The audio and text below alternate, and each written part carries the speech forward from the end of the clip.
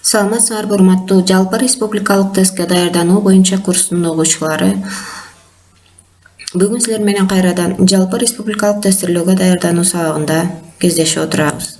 Бүгүнкү сабакта сөздүк логикалык тест бөлүмүндөгү аналогияларга токтолмокчубуз. Аналогия тууралуу түшүнүк. Аналогия бул гректин аналогос деген сөзүнөн алынган. Бизче которгондо окшоштук, шайкештик деген маанини берет.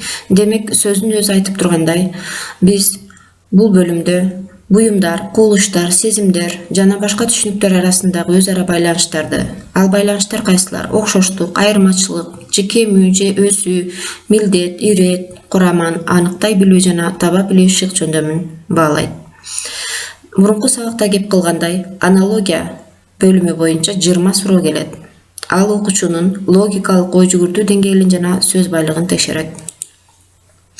Сүрөттөргө көңүл бурабыз. Азыр эле аналогия бул окшоштуктар, шайкештиктер, заттардын ортосундагы өз ара байланыштар же кубулуштардын түшүнүктөрдүн ортосундагы окшоштук айырмачылыктар деп кеп кыла кеттик.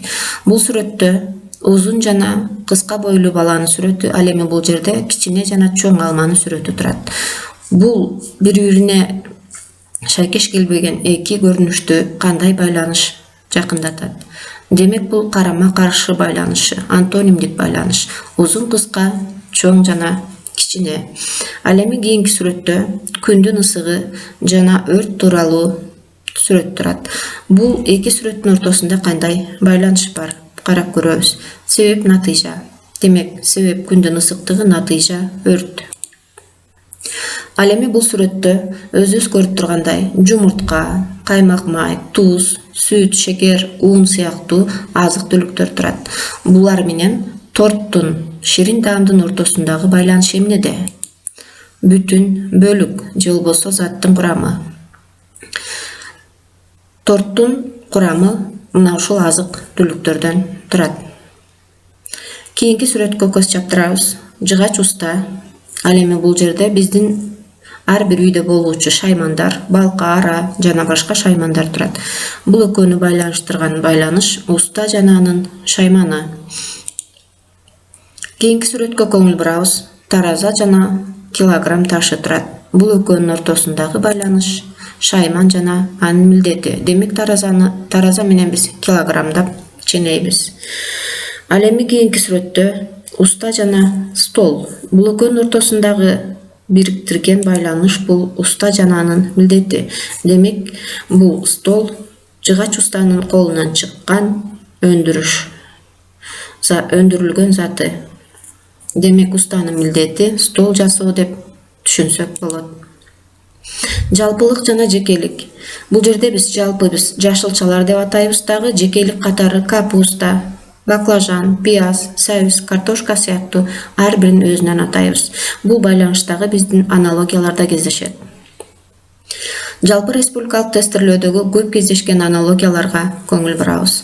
Телевизор көрүү, зат жана анын милдети байланышы, кол, манжа, бүтүн жана бөлүк байланышы, зоология жаны бар, илим жана анын объектиси, саламдашуу, алик алуу, кыймылдын ирети, биз саламдашабыз, анан алик алынат. Илим, геометрия, жалпылык жана жекелик, илим жалпы, анын бир түрү геометрия, чарчоо, эс алуу, себеп натыйжа байланышы. Чачтарач салон. Бул зат жана анын орду. Демек, чачтарач салонду эмгектенет. Балык куурулган, зат анын сыпаты. Бийик, жабыс, карама каршы байланыш. Сулуу, чырайлуу, маанилеш байланыш. Мугалим, доска, уста жана анын шайманы. Чалгы, чабуу, шайман жана анын милдети. Урматтуу окуучулар, азыркы эле айтып өткөндөй, мына ушул сыяктуу аналогиялардын түрлөрү биздин тесттерде кездешет. Мунун ар бирине токтолуп, кийинки сабактарда кеңири сөз кылабыз. Окшоштуктарды табуудагы кадамдар. Бул биринчи үлгү жуптагы сөздөрдүн ортосундагы байланышты тууратабы? Үлгү жуптагы сөздөрдүн ортосундагы байланыш биз азыр эле сөз кылган байланыштын бири болушу мүмкүн. Андан кийин дал ошол байланышка дал келген жоопту варианттардан издебебиз керек болот. Аналогиялар бир нече байланыштын негизинде түзүлөрүн биз азыр өз көзүбүз менен көрдүк. Алардын бири антонимдик байланыш. Антоним карама каршы маанидеги сөздөр. Демек, бул байланыш түрүндө бири-бирине каршы мааниде келген сөздөрдөн же болбосо түшүнүктөрдөн аналогиялар түзүлөт. Бирок антонимдин эрежесин гана билип коюу бизге туура жоопту табууда жетишсиздик кылат. Эки түрүнө көңүл бурушубуз зарыл. Биринчи, лексикалык антонимдер же болбосо ар башка уңгулуу, мисалы узун кыска. Экинчи, бир уңгулуу антонимдер. Демек, булардын уңгусу бир, туура, натура. Азыр буга чейинки алынган маалыматтарга таянып, тестти иштөөгө аракет кылабыз. Жоготуу, табуу, антонимдик байланыш карап атабыз. Антонимдик байланыш. Туура, туура эмес. Бул дагы антонимдик байланыш. Бирок жооп туура эмес. Эмне үчүн? Себеби туура эмес деген антоним бул бир уңгулуу антонимдер болуп эсептелет. Ак, кара. Антонимдик байланыш бул дагы, бирок жооп туура эмес. Эмне үчүн экендигине кайра кайрылабыз. Сулуу, көркөм, бул жерде маанилеш сөздөр, демек жооп туура эмес. Өчүрүү, күйгүзүү, жооп туура.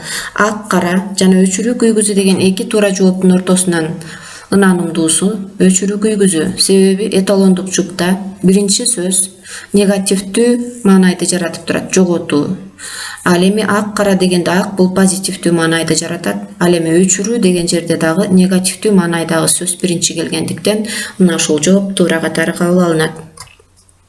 Кийинки суроого көңүл бурабыз. Тааныш, бейтааныш. Көрүнүп тургандай бир уңгулуу антоним. Демек, биз жооптордон бир уңгулуу антонимди издейбиз. Тааныш чоочун антоним, бирок бир уңгулуу эмес. Үйдө жогору бул маанилеш сөз. Суук, кар, бул жерде антонимдик байланыш жок. Эталондук жупка туура келген бир уңгулуу антонимдер бул адепсиз жана бейадеп. Кийинки байланыш түрү синонимдик байланыш.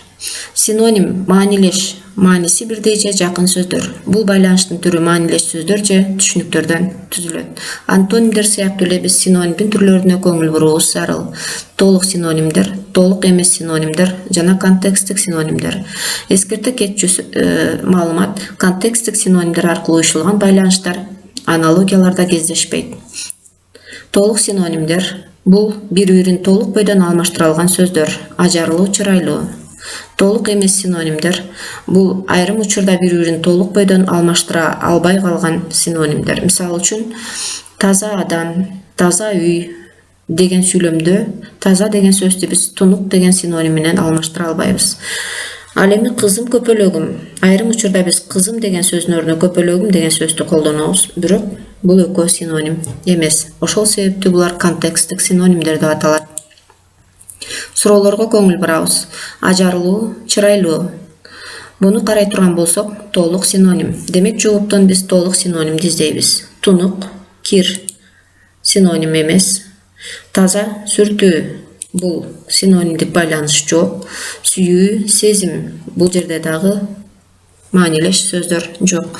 Демек, бизге туура жооп келбеттүү жана келишимдүү. Синонимдик байланыш ошону менен эле бирге толук синонимдер. Кийинки суроо: чоң кенен. Мисалы үчүн, чоң адам дегендин ордуна биз кенен адам деп колдоно албайбыз. Демек, булар толук эмес синоним. Жооптордон толук эмес синонимди издейбиз. Ак, кара антонимдик байланыш, жооп туура эмес. Катуу, кесек, бул жерде маанилеш сөздөр жок. Кабар, жаңылык, бул жерде кабар, жаңылык синоним, бирок бул толук синоним. Ал эми бизге тар, кууш деген эталондук жупка туура келген толук эмес синоним зарыл болчу. Мисалы үчүн, анын ичи тар дегенде анын ичи кууш деп, же болбосо бөлмө абдан тар экен дегендин ордуна бөлмө абдан кууш экен деп колдоно албайбыз. Эгерде берилген маалыматтарды өздөштүрүп, суроолорду табууну үйрөнгөн болсок, машыгуу үчүн тапшырмаларга көңүл бурабыз. Берилген сөздөрдүн антонимдерин жана синонимдерин тапкыла. Ушул эле сөздүн жанына антонимин табабыз, кайра жанына синонимди катарын таап жазабыз.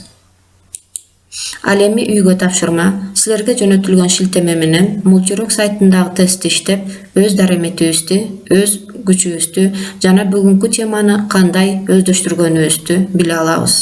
Урматтуу окуучулар, кийинки сабактан кездешкенче саламатта калгыла.